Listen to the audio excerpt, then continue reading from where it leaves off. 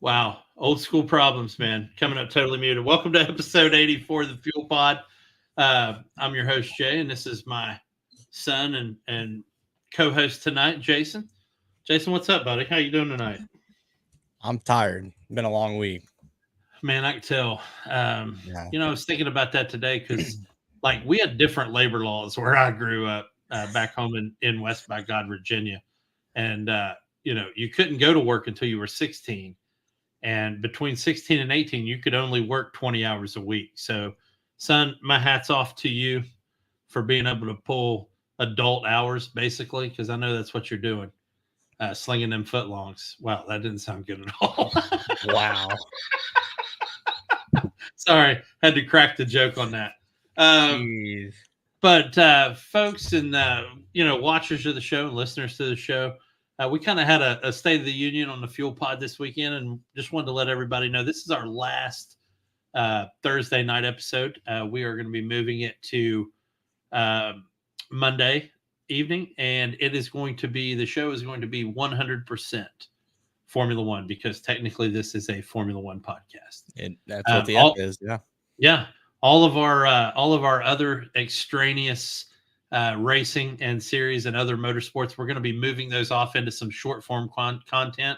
So you're probably going to be seeing some TikToks from everybody about other stuff that's not Formula One and some Formula One stuff. But this main show, this one right here, Formula One, going to be 100% Formula One.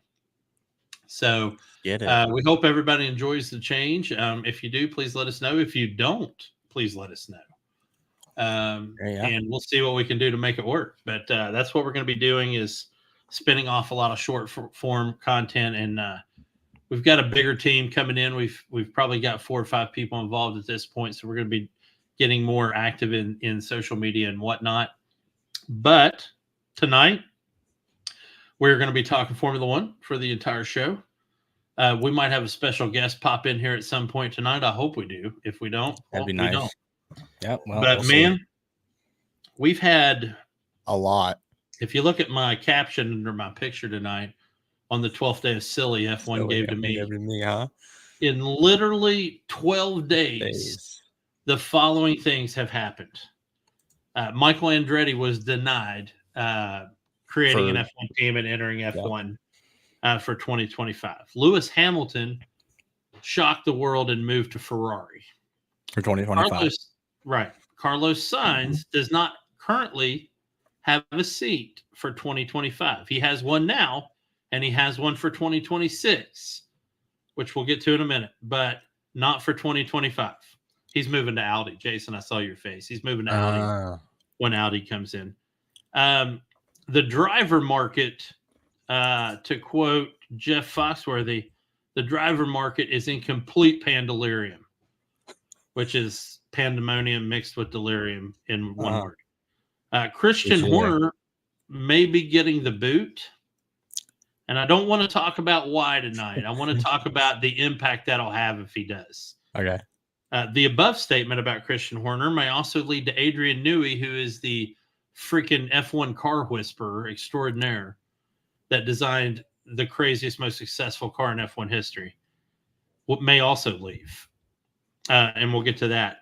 Williams, Stake F1, Haas, and Alpine all showed off their new zero paint liveries. That's what I'm calling them.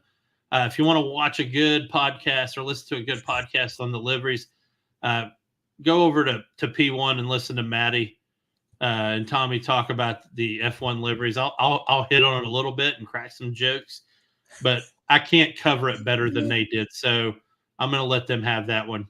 And then also Stake F1 Kick Sauber. Yes, that's the name of one team, by the way. Stake F1 Kick Sauber. As of today, they're in legal trouble because they don't have a license to operate in Europe. So that's going to present a problem when 68% of the races are in Europe or 70% of the races are in Europe. So I don't know if that just means taking the stakes off the car when they're racing in Europe or what.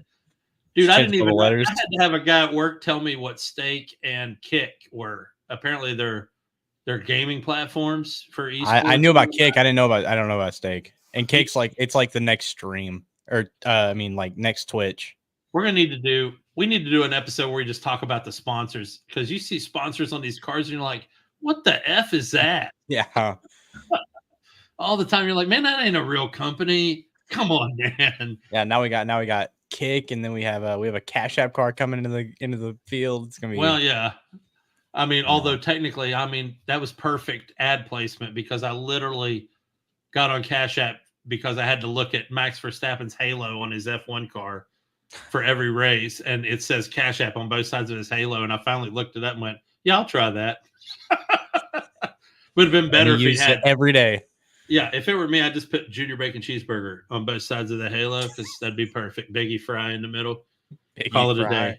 Yeah. So, man, what do you want to talk about first? Man, I guess we can kick it back into the Andretti situation, huh? Yeah, so F1 with some serious. Hold on, we got a comment tonight. I've been trying to follow these, but oh wow. So Redbeard is hitting us up. If you don't have a license, you're gonna have a bad time. Yeah, mistakes were made. Yep. So Andretti, obviously, we know he got denied. I was talking with Chaz. You were there. I was talking with Chaz and Eric this weekend too, and how shitty it was for somebody with the acumen and the racing pedigree that Michael Andretti has. Yeah. Getting denied a race team.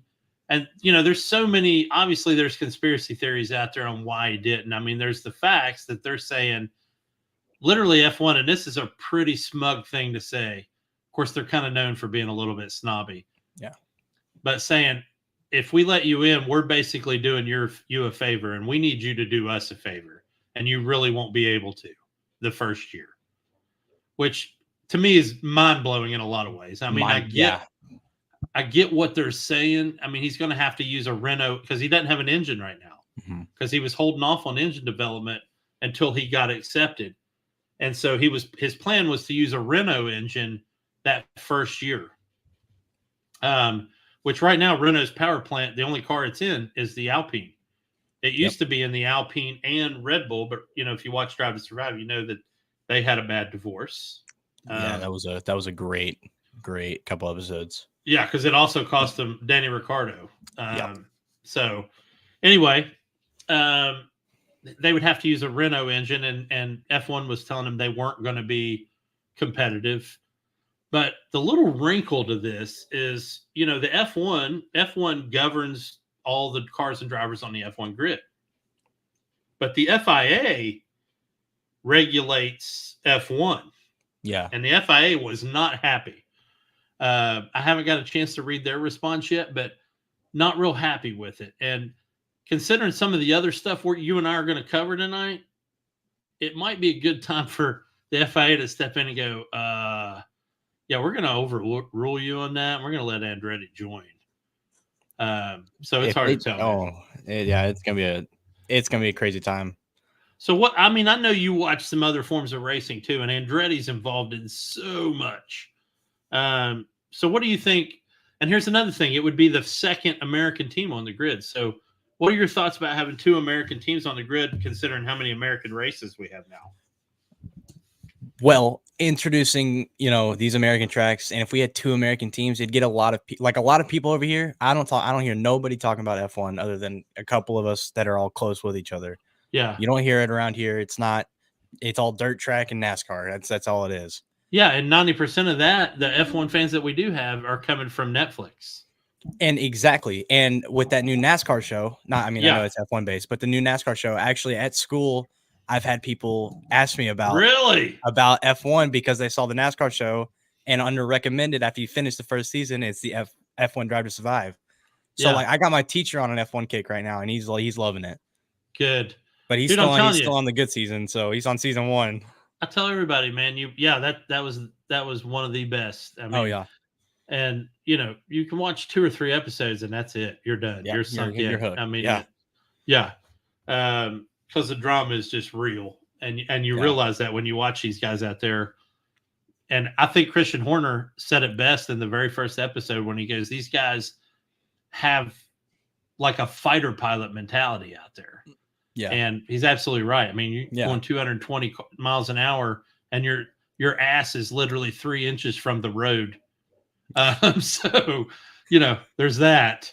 Let's just be clear. But yeah. So anyway, I would love to see Andretti in, man. I really. Yeah, it would. I think it would help push like more of us, U.S. citizens to watch Formula One driving instead of just staying on this NASCAR kick. Yeah, because man, everybody knows the name Andretti. Yeah, I mean that's a name everybody. I mean that's when you're talking about cars and motorsports, and you get guys, hey, name 10 things that remind you of American motorsport, and they're probably going to say Goodyear.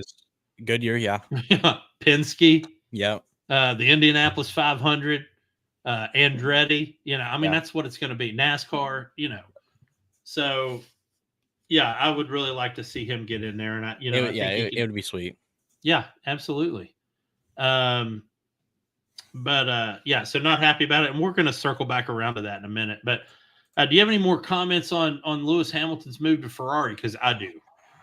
Then have at it. I like I said the last show, I walked into work, saw my phone, and I literally had to sit there and look at that whole document for 20 minutes. I thought it was a joke. He was doing. I didn't think it was real. I was like, there's no way he leaves.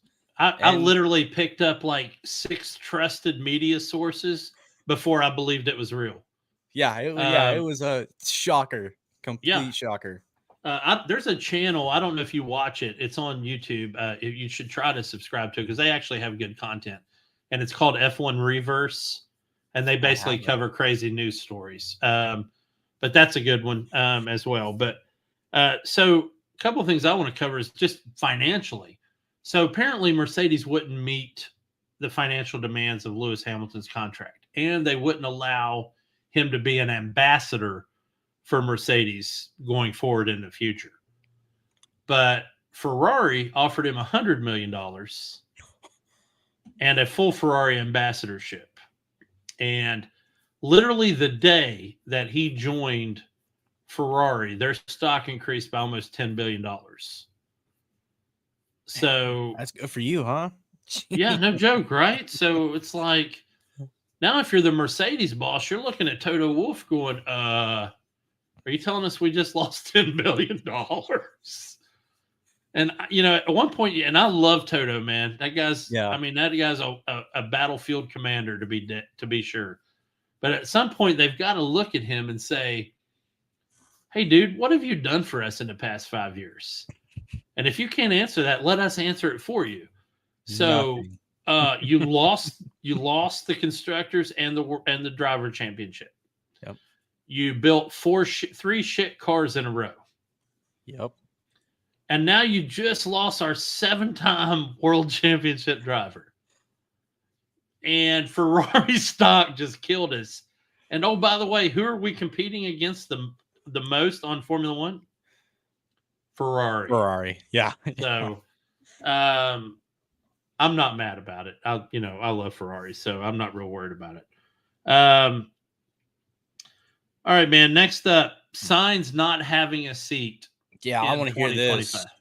Now you go first. What do you think? Because here's the deal. He's got a seat this year. He's at Ferrari, but that's not going to be fun because he knows he's leaving and he knows it wasn't his choice. Hey, so he's going to dread the rest of the races. Not to mention when they get to about 5 or 6 races left, they're going to stop telling him stuff strategy-wise. Yep. Because they know he's leaving and they don't want him taking any of that to the next team he goes to. Yeah, I think the last 3 races are going to be a crazy race. Just listening to the Ferrari, like just listening to their channels, watching that last 3 races are going to be insane. But dude, here's my thing. Realistically, where can he go? Let's talk about where can he go team-wise? Seriously. That's the craziest question, and nobody's asking it really. No, yeah. I mean, even if we were talking about it earlier. If Logan Sargent leaves or gets fired after the season, he's not going to go to Williams. It's not going to happen. Listen, he's not going to do it. I've never driven an F1 car. I can tell you right now, I wouldn't go to Williams if they offered it to me. Yeah. So nobody's going to drive that effing car, and nobody's going to Haas either. No, he's not going to Haas, and he's not going to go to State Kick, whatever that. He's not. Yeah, I don't know. State Kick, when it was Alfa Romeo, that's where good drivers go to die, dude. It's not. Literally. I mean, I love Valtteri Bottas, buddy, but I mean, let's face it, this is the end of the road. He's in permanent vacation mode. Yeah, he's toast now. Nobody's yeah, yeah, he's it. That's it. So, man, dude, where does he go? We haven't even answered our own question. Where does he go? Does he go to Mercedes? I don't think you want me to be honest. I don't think we were talking about this last week. I think I think Albon is going to go to Mercedes before Sainz go to Mercedes. Wait, the plot's thickened though. The plot has thickened. Red Bull this week offered Alex Albon a 3-year deal. And I saw that, and I don't know how to feel about it. I don't know. I figured also Albon would go to Mercedes before he went to Red Bull. Yeah, not to mention Albon was on Red Bull. Yeah. He'll be the first driver to ever get fired from Red Bull to get asked back. I thought Danny Rick was going to do that first. Yeah, no joke. Dude. And now Albon's going, and I don't, or he might go, and I don't know how to feel about it. Yeah, I thought he was going to go to Mercedes. Here's the thing: why invest? And I love Danny Rick. I think my record's clear on that. Yeah, but why invest in a 34-year-old guy? I mean, that's senior citizen status in F1. Why invest in a 34-year-old when you can still pull in a 20-something that has literally now? He's Albon has rebuilt himself from the ground up. Yeah, completely. And and I think that was a good call, and I think that was and they did it fast, and I think they snatched him up fast, and that'll probably help them out a lot. So obviously, we're talking about Checo probably won't have a seat either. Yeah. So nobody's really talking about that or cares really. No one, I think Checo's toast. I think they're just gonna drop him if we're gonna be honest. I mean, the end of that season, he was starting to be like Latifi, bro. I mean, he was hitting anything he could. Yeah, they're gonna be like Checo. Next season, you'll be on Ice Road Truckers. You will not be racing Formula 1 cars. Bro. I think Checo might as well just go to Williams. I mean, that's kind of wow. If Checo goes to Williams, and then if Albon goes to Red Bull, and then I don't think Sainz is going to go to Mercedes. Really? It could happen. That's about the only other seat he can have, though. Right? The only other option. McLaren's set with Piastri and Lando. I mean, and the other options are, I mean, Alpine, but they're not going to. Alpine's not losing a driver this season or next season. Here's the thing, dude. Crazier things could happen, though. They might want to put Sainz and Lando back together. But that's only if Piastri. I think that's only if Piastri wants to leave. Yeah, because Piastri's towards the end of the season, he was on a great going. He had stuff going for him for sure. Yeah, and Red Bull was interested in Piastri, so I didn't think that was ever going to happen. Yeah, I mean, I still don't think it's going to happen. I don't either. So now you got Piastri driving too for one of the top 4 teams on the grid. Yeah. So where does he go? Does he go to Mercedes? Yeah. Piastri and Mercedes car. Dude, this is gonna be a weird grid 2025. I feel like this whole season's gonna be like a soap opera, bro. It's for real. Wait till this Drive to Survive season come out because it's gonna be a crazy one. Well, this one will be from this past year. So the next season will be. Oh yeah, you're right. Yeah, you're right. Yeah, it's gonna be. This whole grid's going to change at the end of the season, I feel like. So I think Sainz is in that spot where he's the most talented driver that doesn't have a seat for next year. Which he's only got to find the seat. You want to be honest? I think he might take a year. I think he might pull a Danny. He might take a year. So if he's got a seat Mikey, because Mikey thinks he's going to take a seat and train for Dakar. Well, who's going to? Well, okay, I don't know about Dakar. I mean, that wouldn't make. I guess I wouldn't be totally like out of the world. I mean, he could probably do it, but I don't think him and his dad driving together. And it's his dad's last one, isn't it? Yeah, as far as I know, it might happen. If Mikey pulls that one, yeah, that'd be a good call. That'd be a great call. Here's another reason, and I'll deny it when Mikey's back on here next week. First, he's going to watch the episode, but here's another reason why that might be a great call because. He's also his favorite driver of all time is Alonso, and Alonso took a year off to drive Dakar. Oh, so okay. So you think okay? He's got the dad connection, and he's got the Alonso connection. Yep. So yeah, that's gonna be nuts, man. So this grid's gonna be crazy in 2025 for sure. Okay, so and basically we've already taken care of the next point, which is that the driver market is in complete pandalurium. Yeah. So let's be clear: Checo's getting fired. Yes. At least this is the fuel pod opinion. Checo's getting fired. Sargent's getting fired. Sargent's getting fired. I don't think we had to say that one, but we did. We've got a seat open at Williams. We have a seat open in Mercedes. We have a seat open in Mercedes, and we have a seat that was open at Red Bull for about 3 minutes. And then they might sweep Albon. Yeah. Which hold on, here's the thing. If Logan Sargent gets fired, both seats are open at Williams. Because that's Albon and Sargent. Oh my God. Bro, this is nuts. This is the craziest preseason we've ever had. And next year's going to be even crazier with all this happening. Yeah, and we're only 12 days in. So, anyway, if you end up watching what's going to happen with Williams? Leave comments on this because I don't know what to do with this, man. This is insane. So where's Williams going? Is Williams even going to be like they're not going to have a driver? Nobody wants to drive for Williams after they fire Sargent. I mean, if I'm Andretti, I'm calling Formula One and going, "Hey, yo!" So way we see it, our read of the landscape is Williams doesn't even have drivers. To be fair, if they need to, they could just pull Leah Block from the academy and call it a day. She can hop in a Williams car and so that would be cool. And I know I'd be pretty. I'd be okay with that one. And you got Liam Lawson floating out there. I don't know what his contract at Red Bull looks like, but you got Liam Lawson floating out there, and he did a wonderful, masterful job as a rookie replacement for Danny Rick while Danny Rick's hand was broke. Yep. So anyway, we're going to obviously be talking about this constantly. So let's move on. Yeah. This is change. Christian Horner.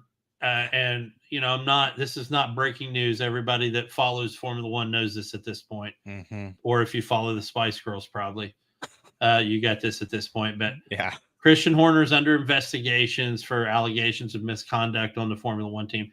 They haven't disclosed what it was or what it is or what happened. I think we all know he just got a little heated. Yeah, and here's my thing. As the fuel pod, I don't want us to crawl around in the mud just for a cheap laugh. Yeah, I don't want to talk about the why and what possibly happened. We're not there, right? Yeah, we don't know a whole lot, to be fair. I want to talk about, and this is going to go back to the driver market, but I want to talk about the impact if Christian Horner leaves Red Bull. It's going to be a crazy impact.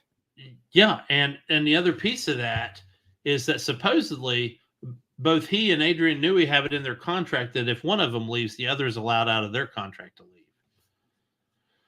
So, and if you don't know who Adrian Newey is, he's the guy that designs the car. RB19. Yeah, he designed the RB19. He is a car whisperer extraordinaire. And obviously they're going to have problems if they lose Adrian Newey and Christian Horner. Yeah. So that brings us back to the team principal types and what that market looks like. So now we've been talking about this for 2 weeks. Yeah. So now you could possibly lose Christian Horner and Adrian Newey, which that will create a power vacuum in Formula One like nobody's ever seen. Yeah. So let's say we're going to do two different scenarios. One, actually, we're just going to do one because if they don't leave, it'll be business as normal, right? Yeah. So, actually, we're going to do two scenarios. So if they don't leave, it's business as normal. But we're going to do the scenario if Horner leaves, and then the scenario if Horner and Newey leave, because Newey doesn't have to leave, but he can. So let's talk about Horner leaving first. Horner leaves, Newey stays. If Horner leaves, hell takes that spot, bro. Not Steiner. For the love of God, it's not happening. I know Chad thinks it's going to be. It's not happening. Bringing on Gunther Steiner as team principal for Red Bull, that is not happening. Not at all. I think him and Helmut Marko would probably kill each other in the most ghastly ways possible if they were, working for each other or working with each other. Yeah, I don't even. Because here's the thing: if Horner leaves, other team principals are going to try and take that spot. So let's say I don't even know Mercedes team principal. I don't even know who that is. I don't know. Toto Wolff. Toto Wolff. Okay, I didn't know that, but I didn't know it was Mercedes. Anyway, so Toto Wolff might try and take that. Then who takes Mercedes? And then it's just going to be a big loop all the way through until everybody's stuck. You know what's funny is I didn't even think about Toto Wolff today at all when I was thinking about this. And here's the thing. Toto Wolff is from Austria. And Red Bull is, I mean, he could go home. Yeah, that's the Red Bull Ring is in Austria, right? Yes. And he could, so Toto Wolff could go home. He considers the Red Bull Ring his home race. If Team Principles had a home race, that's his. That's his. So that's crazy. Okay, wow. Okay, so now if Christian Horner leaves, what if Toto tries to take that spot? Because if Toto tries to take that spot, who's taking Mercedes' spot? Yeah, that's my point, man. Dude, this is not this. It's beyond nuts. Oh my god. Yeah, and again, I don't think Mercedes is going to take a shot on Gunther Steiner either. But they could probably reach out to Williams, to Voles at Williams. They could reach out to Crack at Aston Martin and take him. Now, I could see Gunther landing at one of those spots if those are vacated by somebody taking Mercedes or Red Bull. What if we just took Mikey's team chief here? What's his name? Stella, right? Andrea Stella? Andrea Stella. Okay. Yeah.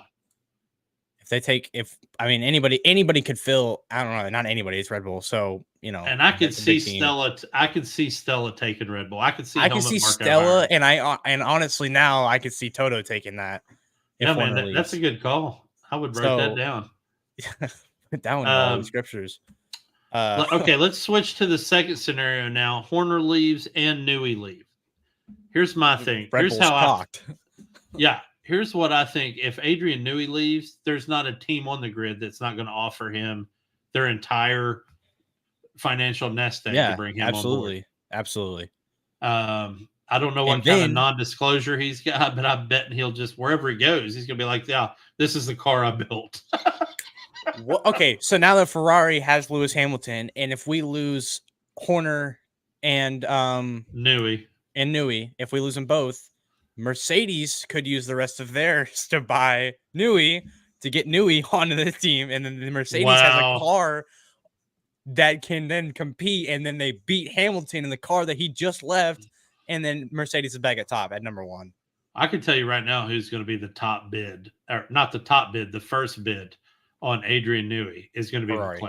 McLaren. You really think it's going to be McLaren? Yeah. Yeah. Ferrari's that makes sense. Ferrari's got a good car. Ferrari's problem is they're too Ferrari. So they're going to be like, yeah, we think we can do it on our own. We don't need Red Bull's help. We don't want everybody telling the world that all we're doing is driving a Red Bull. But McLaren will be like, yeah, there's no shame in our damn. Zach Brown will be like, there's no shame in our game. We're bringing Newey in. We're having him rebuild the RB19. We're renaming it the MCL 24 or whatever. And we're going to drive it. We're going to win the fucking national world championship. Yeah, Piastri and Lando are just going to take it and roll with it. Yeah. So, I think Zach Brown will get his full-on American used car salesman out there and be like, yeah, Adrian, here's the thing. We'll offer you my job. We'll offer you homes in 5 select countries. You can pick them.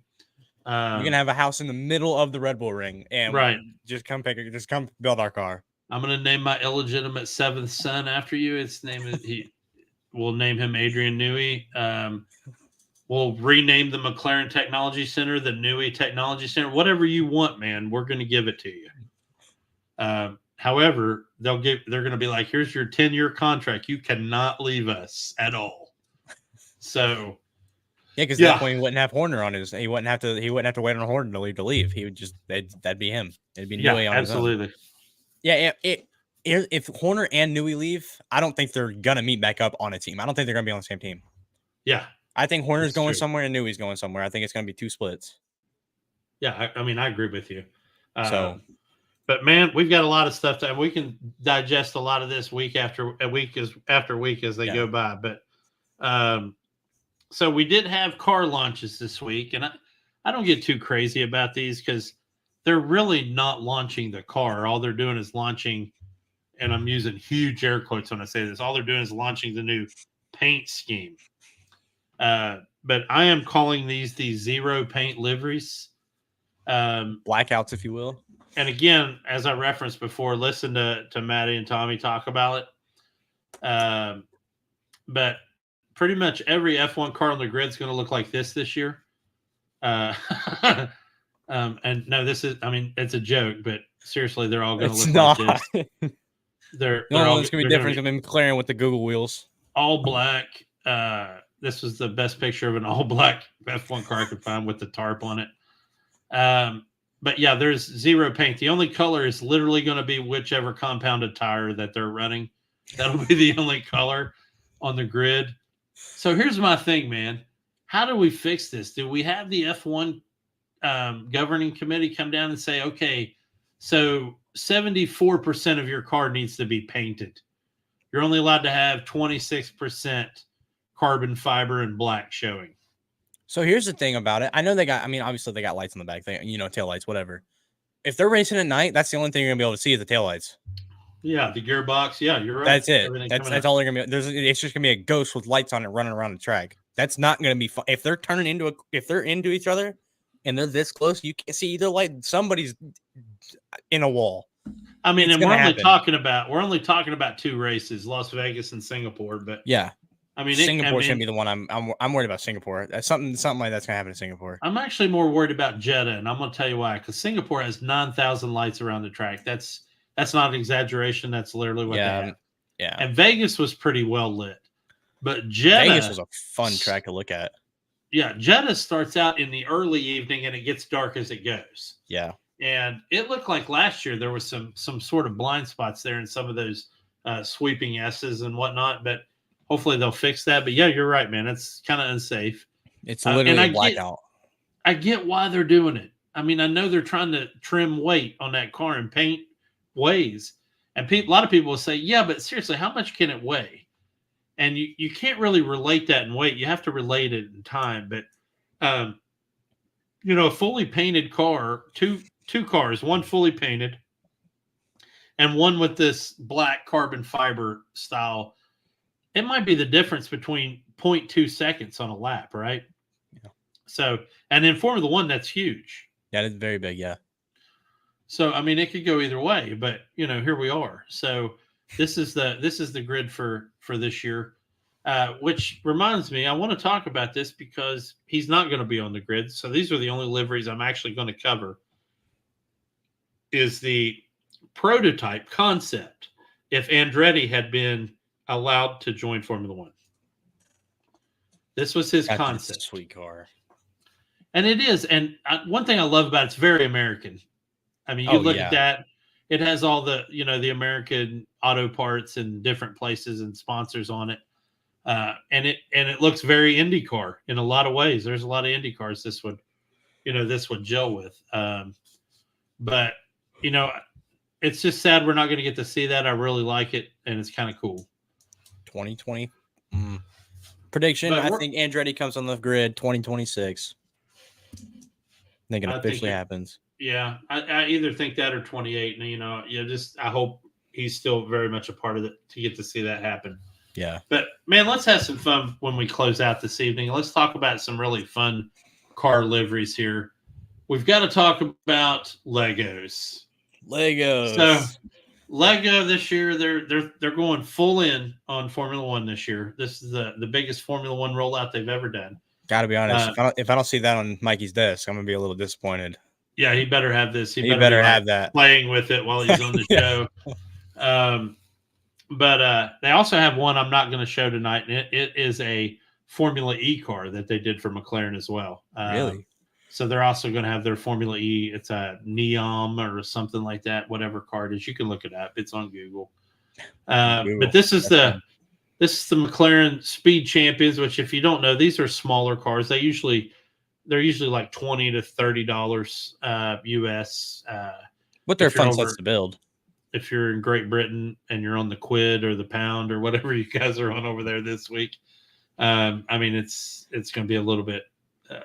Probably a little bit less, I think, for the pounds, but because I think it's $1.26 right now. I couldn't tell you versus £1. But let's not get into the deep grass on. But anyway, it's a cool looking car. And one thing I want to tell you before we get to the next slides is one of the cool features of this one that blows my mind. is look at the tires. First off, they're slicks. They are, yeah. That's a first for Lego too. I have never seen Lego slicks. That was one of the biggest complaints for the big McLaren Lego from last year was it had treaded tires. But it's also got the Pirelli P0 labels on it. And I'll bring that up because when we scroll through these next cars, you're going to be like, wait a minute, why didn't they put that stuff on this one? It's got the Google Chrome wheel caps. It looks good, man. For a Speed Champions car, that looks really good. It is really good. It looks well put together. Very. The next one is if you know anything about Lego, the Technic is usually they're pretty technical cars, but this is a smaller Technic car. It's the Mercedes. Yeah, 240 pieces for a Technic car is tiny. It's tiny. Yeah, usually when you're talking Technic, you're looking at least 800 or 900 pieces. Oh, yeah. So anyway, this one's probably going to set you back $40 right here, maybe 50. It'll probably be like that NASCAR that's like $50. Yeah. That NASCAR prototype they did. But again, good looking car. It's got the Halo device on it. That's a big deal now as far as the Formula One cars go. Look at those tires. They're treaded. They are treaded. Yeah. They are wet weather. Wow. Which is kind of mind blowing, but cool. Let's move on to the next one. This is the big daddy this year. And look at those tires. $20 US or 174 and change on the pound. For all you Brits that want your Mercedes and Lewis Hamilton car. But yeah, the slick tires, no labels, no markings on these tires, whatever. I wonder who it's gonna. I wonder if they'll change it the last because these don't come out till March. I wonder if they'll change the. Doesn't look like it has a number on it, like it could belong to anybody. I wonder if they'll put a George Russell minifig in this one instead of Lewis Hamilton. Wow. Well, I'm seriously. Wow. Or they come out with two bodies for the Lewis Hamilton minifig, one in Mercedes and one in Ferrari. Just because that'd be funny. But yeah, this is a big. I was talking to Chad. He was like, "Man, I got to get this as soon as it comes out." So oh yeah, so do we. You'll probably have it on the wall, but anyway, we might wait till a Ferrari one comes out and build that one because that one will be sweet. I'd probably get the Red Bull one too if it ever came out. Oh yeah, if they did a Red Bull one, absolutely. But that is a good looking set. But last but not least, for all you've been an F1 fan for a long time. Just sit back here. The last one, it's a smaller set. It's gonna cost you about $80, but it's huge in the world of Formula One, and that is the Ayrton Senna McLaren MP44. Before the RB19, this was the car that shattered records. And as you can see, it comes on its own little base plate with some facts about the car. Looks great. The form factor on that car looks great. It comes with a little Ayrton Senna minifig and a little podium for him to stand on with a quote from Ayrton Senna. A biggest error I see with this car, and many people have already brought this up, is that the rear tires are the same size as the front tires. And if you go back and look at some of those old Formula One cars, those rear tires are super wides. Yeah. A lot of that, I mean, you look at them and just keeping that car down, but still very cool set. And so, it's one of those I look forward to seeing on the shelf somewhere. So we'll see what happens. But with that kind of ends us for the night, man. What are you thinking? I'm thinking this is going to be a great season of Formula One racing. This has been a great preseason to watch, to read some of these articles. It's been awesome. We've had a lot of discussions. It's going to be a great 2024 racing season. So it's the 21st through the 23rd, right, on the preseason testing? I think it is.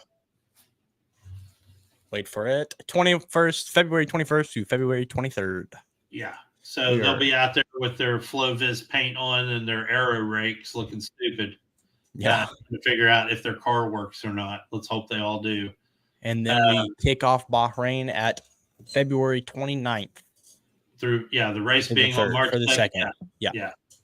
So looking forward to that, obviously. And next week we'll be talking about the preview running up to winter testing here pretty soon. I'm sure we'll have, considering the last 12 days, I'm sure we'll have plenty of news coming out.